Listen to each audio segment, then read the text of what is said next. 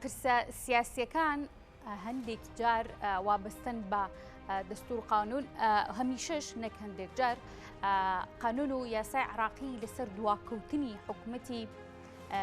نوێی عراق کاوا بڕیارە پێک بهێنرێت و تا ئێستا ئاوا چەند مانگێک تێپەڕیوە بەسەری داوا پێک نهێنراوە لە وادەی خۆی لەیداوە یاساییەکان یاخود کەسانی شارەزار لەسەر ئەم بابەتە تێبینیان چییە لە دوای چنێک پێکنهێنانی حکوومەت ئەو حکوومەتە با حکوومەتێکی پێکنهێنراوی شکست خۆردووی و خواردوودا دەنرێت و هەروەها پەرلەمان ڕۆڵ چی دەبێت لەم نێوەندەدا ئەگەری هەڵبژاردنەوە و دووبارە دەنگدانەوە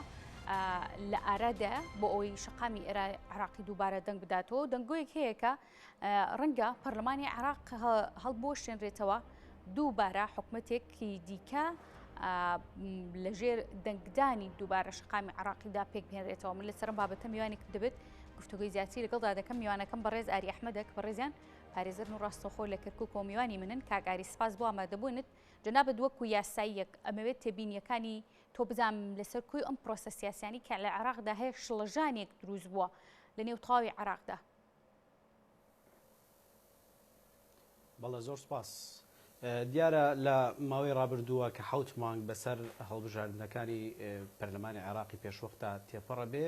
و تا ئێستا حکوومەت یاخود لایەنە سیاسیەکان نەگەیشتن و تا ڕێکەوتنەیەکەوە خەڵک داوایە کرد ئەو ڕێکەوتنەیەکەوە بۆ تەشکیلکردنی حکوومەت ئەنجام بدرێ ئەمەش هۆیەکەیە گەڕێتەوە بۆ خودی لایەنە سیاسیەکان لەبەر نەبوونی ڕوئایکی وازەح لەبەر بەرچاوڕوونی لایەنە سیاسیەکان لەسەر پێکهێنانی ئەو حکوومەتی کە ئەیانەوێ و دووبارە نەبوونەوەی یاخود نەکردنی تەنازولی لایەنە سیاسیەکان بۆ یەکتر لە پێناو خەڵکی لە پێناو تەشکیلکردنی حکوومەتی داهاتوو ئەمەش خۆی بۆ خۆی دووبارە فەراغیشی دەستوری و فەراغیشی یاساییمان بۆ دروست دەکات وەکو ئاشکرایە لە لای هەمووان کە حوت مانگ بەسەر ئەو هەڵبژاردنانەی پێشوەختی عێراقیە تێپەڕ ئەبێ کە لە مادەی هەفتای دەستوری هەمیشەی عێراق و لە مادەی 72 دەستورە زۆر بەڕوونی باس لەوە ئەکاتکەوە دوای ئەوەی کە هەڵبژاردنەکان کرا و پەسەندکردنی لەلایەن محکەمەی ئیتیحادیەوە لە دەرەنجامەکانی هەڵبژاردن پەرلەمانی عێراق کۆ بێتەوە لە یەکەم جەلسەی خۆیان سەرۆک و جێگرەکانی هەڵبژێرن و دوای ئەوە لە دوای دانیشتنی یەکەمەوە 30 ڕۆژ مودەی دەستوریە بۆ هەڵبژاردننی سەرۆک کۆمار ئەم مودە دەستوریە بەڕاستی ئەوە شەشەم جارە ئەو مودە دەستوریە پێشێ لەکرێت و تێپەڕ ئەبێ و ئەمەش دووبارە پێمانەڵێتەوە کە ئەمە دەرەنجامی شکست خواردووی ئەو هێز و لایەنە سیاسیانێ ئەو حکوومەتە تازەی کە جارێت تەشکیل نەبووە و بەتەمان تەشکیلی بکەن و فتوای محکەمەی ئیتیحادیشمان هەیە سەبارەت بەو بابەتە کە ڕوونی کردووەتەوە دوجار تۆپەکەی هەڵداوەتە پەرلەمانی عێراقەوە دوجار دووبارە پەرلەمان یاخود هێز و لایەنە سیاسیەکان نەیانتوانیوە ئەم حکوومەتە تەشکیل بکەن لەبەر تەنازول نەکردنی هێز و لایەنە سیاسیەکان و لەبەر شکاندنی ئەو عورفە سیاسی کە لە عێراقا هەیە بە زۆرینە و بە کەمینە چونکە خۆمان نەزانین لە دوای 2005 لە دوای هەڵبژاردننی 2005ەوە کە حکوومەت لەسەر بنەمای تەوافق و شەراکەتی سیاسی لە نێوان پێکاتە سیاسیەکان لە نێوان هێز و لایەنە سیاسیەکان پێک دێ و لە هەڵبژاردننی لە دوا هەڵبژاردننی حکوومەتی عێراقی پەرلەمانی عێراقیە ئەم عورفە سیاسیە بە شێوەیەک لە شێوەکان شکێندرا و اعتیمادیان کردە سەر زۆرینە و کەمینە ئەمە خۆی بۆ خۆی واکە دووبارە سێبارە ئێمە بکەوینە فەراغیش دەستوری و قانونیەوە و دەرچوون لەم بابەتە دەستوری و یاساییە و سیاسیشە بە هەمان شێوە تەنها چارەسەر بۆم بابەتە محکەمەی ئیتیحادیە و فتوایەکی محکەمەی ئیتیحادیە سەبارەت بەم بابەتە ڕۆڵی محکەمەی ئیتیحادی و یاسا لە عێراقدا ئەم دواکەوتنە و دەزانین دواکەوتن و پێگەێنانی حکوومەت ڕاستەخۆ پەیوەندیشی بە گوزەران و بازاڕ و ئابووری و تەواوی سکتەرەکانی دیکەی شەقامی عێراقیەوە هەیە یاسا ڕۆڵی چییە لەم نێوەندەیە چۆن دەتوانێت ئاراستەی حکوومەت و لایەنە سیاسیەکان بکات بۆ تێپەڕاندنی ئەم بابەتە بێگومان ئێمە کە ئەڵین باسی محکەمەی ئیتیحادیەکەین یەکسەر ئەگەڕێنەوە بۆ ئەو بابەتە یاسایانەی کەەوە محکەمەی ئیتیحادی لە سەریان بڕیار ئەداوە ئەومان بیر نەچێ محکەمەی ئیتیحادی بە پێی مادەی 94 قەرارەکانی باتەوە مولزمە بۆ هەموو لایەک و پێویستە پابند بن پێ و وەتانە هەڵناگرێ بۆیە من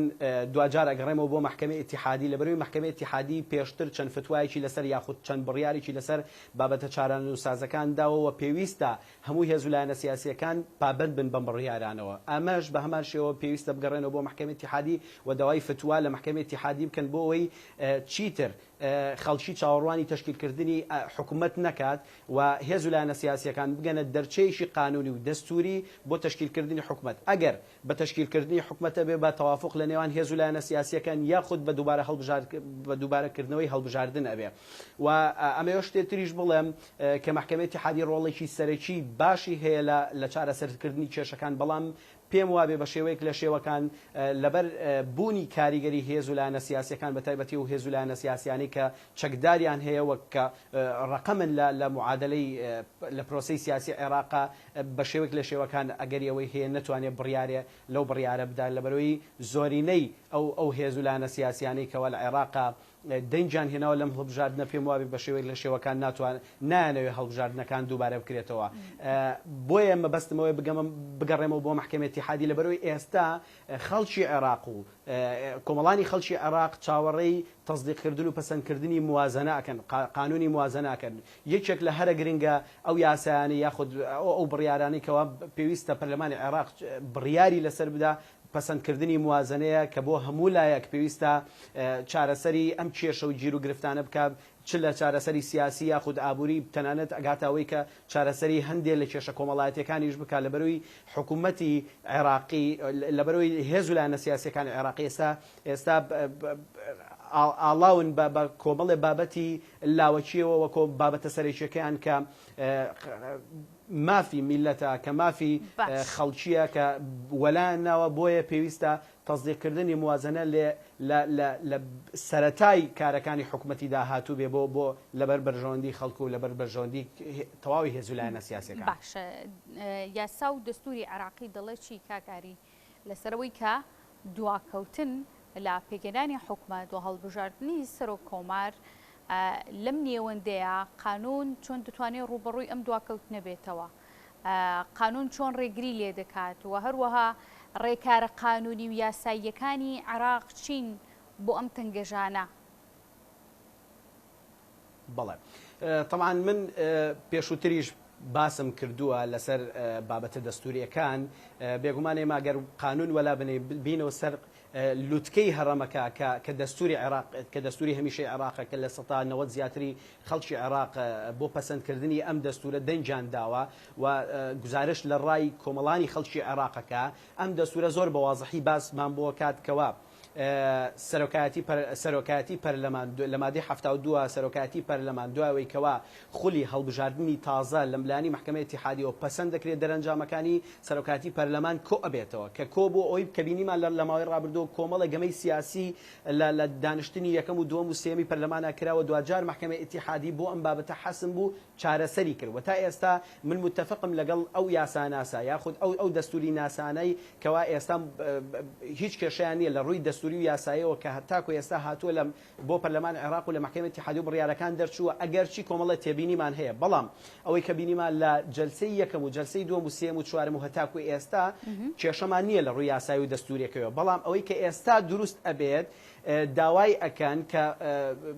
هەڵبژاردن دووبارە بکرێتەوە بەڕاستی ئەمە هیچ دقێکی یاسایی هیچ دقێکی دەستوری نییە بۆ دووبارەکردنەوەی هەڵبژاردن ئەمە جگە لەوەی عورفێکی یاسایی یاخود ئیجتیهادێکی شخصیە لە کۆمەڵی خەڵکانەوە کە داوا ئەکەن هەڵبژاردن دووبارە کرێتەوە ئەگەری ئەوەی هەیە ئەمە چارەسەرێک بێ بۆ ئەم بابەتە چەق بەستووی کە پرۆسەی سیاسی عێراق لە عێراقا تێی کەوتووە بەڵام لە لایەکی تریشەوە وەک پێم وتن محکمەی اتحادی حەسبە بۆ بابەتەکان ناکرێت کۆمەڵە خەڵک لە خۆی ئیجتیهادی یاسایی سەبارەت بەم بابەتە چارەنووسازە بدا لەبەرەوەی دوجار خەڵکی عێراق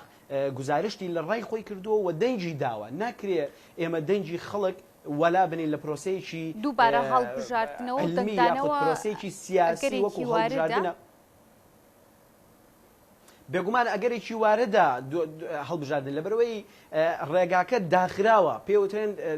ڕێگایەکی عەقیم یعنی ڕێگاکە داخراوە هیچ چارەسەرێک یاخود مەخرەجێکی قانونی دەستوری بۆ ئەم بابەتە نییە دوجار ئەگەر هاتو محکمەی اتحادی تۆپەکان فڕێدا محکمەی اتحادی و داوایان فتوا لە محکمەی اتحادی کرد و محکمەی اتحادی چارەسەری بۆ ئەم بابەتە خستە ڕوو مەخرەجێکی قانونی یاخود مەخرەجێکی یاسا یاخود فتوەیەک لەسەر ئەم بابەتە بدا بۆ دووبارەکردنەوەی هەڵبژاردن پێم وابێ هێز و لایەنە سیاسیەکان لاریان نابێت لەم بابەتە بەڵام پێشووتر ئەومان بیر نەچێت لە 2010 تاکو 2022 ئەم کێشانە بە بەردەوام دووبارە کراونەتەوە یەکێک لەو پێشنیارانەی کەوا من پێم باشە هێز و لایەنە سیاسیەکان بیخەنە ڕوو بۆ محکمەی اتحادی چارەسەرکردنی ئەو مودە دەستوریەکەوا کۆتایی پێدێ دوای ئەو سی ڕۆژەی کەوا لە یەکەم دانیشتنی پەرلەمانی عێراقا ڕوو ئەدا و ئەمەش بە هەمان شێوە لە 2010 پێم وابێ محکمەی اتحادی بڕیاریی لەسەر ئەم بابەتەدا و بەپێی مادەی 138 لە دەستوری هەمیشەی عێراقا باسی لەوە کردووە دوای کۆتایی هێنان بەم مودە دەستوریە ئەنجومەنی سەرۆکایەتی بە سەرۆکۆماریشەوە بەردەوامە بێت لە کار و مەهام و چالاکی خۆی هەتاکو حکومت تشکیل کریا خود هەتاکو هێز و لایەنە سیاسیەکان بە شێوەیەک لە شێوەکان باسی لەمە کردووە کە هەتاکو هێز و لایەنە سیاسیەکان بگەنە دەرەنجامێک بۆ تشکیلکردنی حکومت ئەمەش دووبارە چارەسەر نەبوو ئێستا لەوانەیە گرفتەکە قوڵتر ببێتەوە بوو بەرە ئەگەر بکری ئەمە تەواو بکەم گرفتەکە قوڵتر ببێتەوە بۆ ئەم بابەتە و داوایان کردووە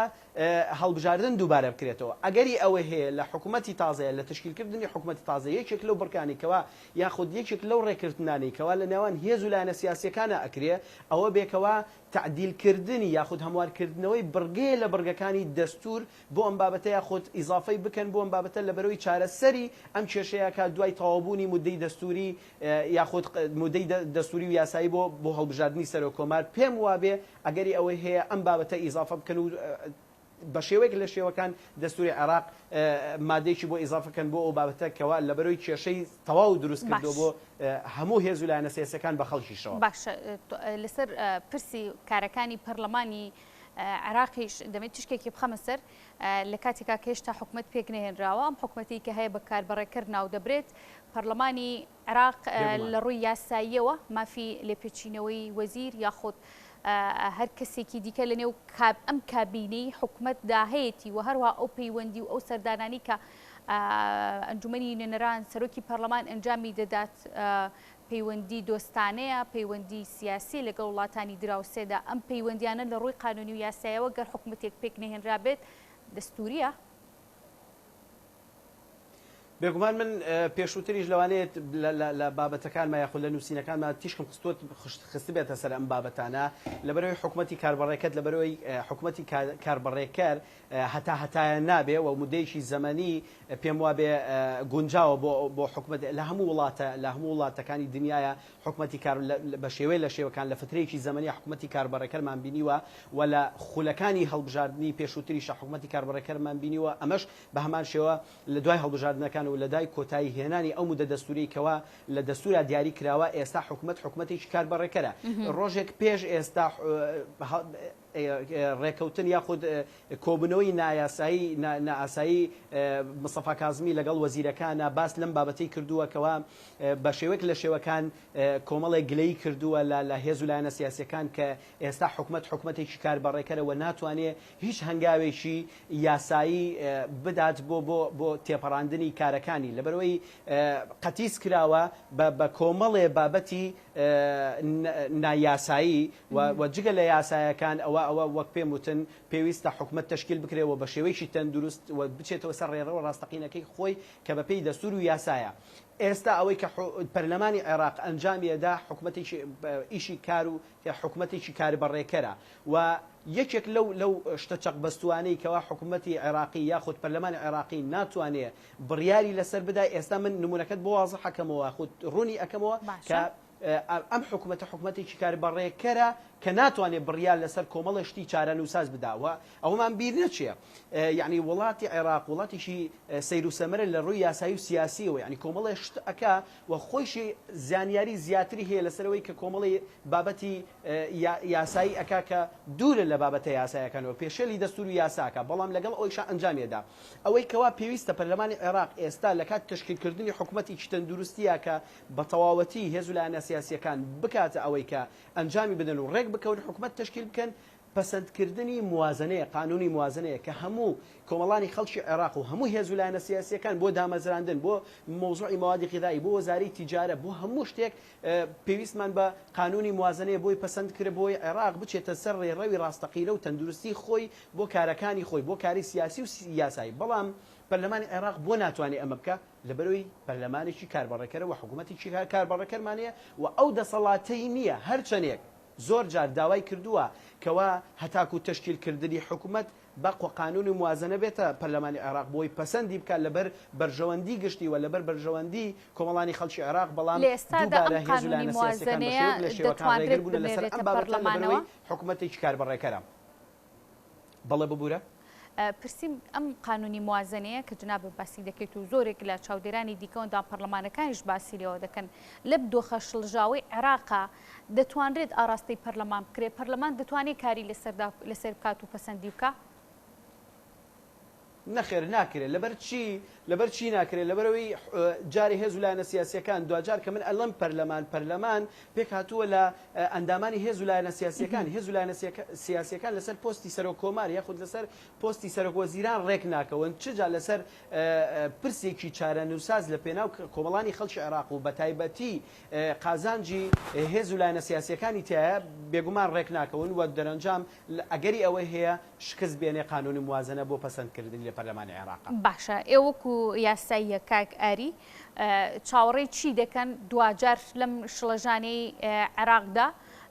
لەم چەقبەستوویە سیاسی و پێگنێرانی حکوومەتی عێراقدا دوجار چاوەڕوانیەکان چه ئاراستەیەکیان لێ دەکەوێتەوە؟ بەڵێ ئەوەی کە من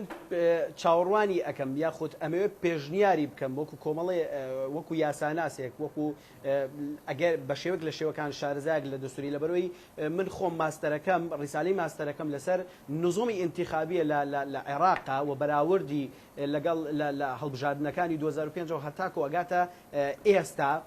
ئەوەی من پێم باشە یەکەم چارەسەر لە ڕووی یاسایی وەک پێم وتن مەخرەجێکی قانونی بۆم بابەتە نییە جگە لە محکەمەی ئیتیحادی و دوجار پێم باشە هێز و لایەنە سیاسیەکان بگەڕنەوە سەر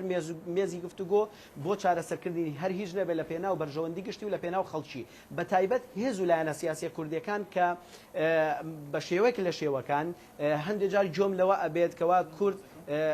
ئەگەری ئەوەی نییە مەسەرەن یاخود ژمارەیەکی دیار نییە لە پرۆسی سیاسی عێراقا بەڵێ کورد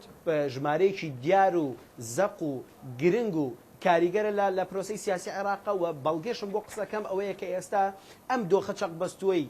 کە عێراق پرۆسی سیاسی لە عێراقا تێکەوتووە